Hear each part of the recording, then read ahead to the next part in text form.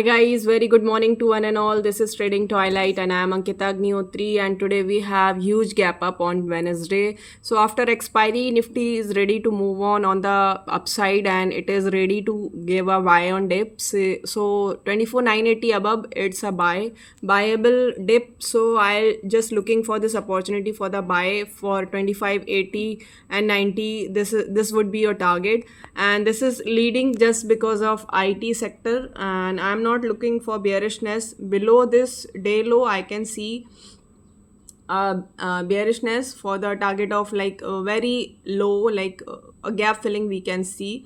And till then, bank nifty is above this area and sustaining above 500, so it is again bullish. So maybe it will again ready for 54 800 or 750. This would be the target. So in this way, you need to look for only buy on dip at this particular supports level.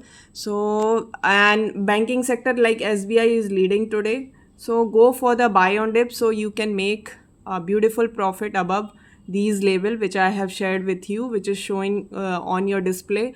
So this HDFC is ready to move on the upside. This is a particular support for HDFC, and again Kotak Bank is supportive, guys. So one dip is totally viable at here at these supports above 20 moving average in all the banks. Like ICICI is supportive, Axis Bank is supportive, Federal Bank is supportive, very bullish Federal Bank and Axis Bank, and Reliance is very bullish, guys. So maybe Reliance is also here going to touch the again like it is making a higher high. So one high is again ready to active, and when any like higher low is going to be like distorted, then we will be look for the opportunity in the short side, which may be possible like maybe second half of the like market. But right now I'm looking for the buying opportunity. In phase very positive, TCS is also positive, so looking for the buy.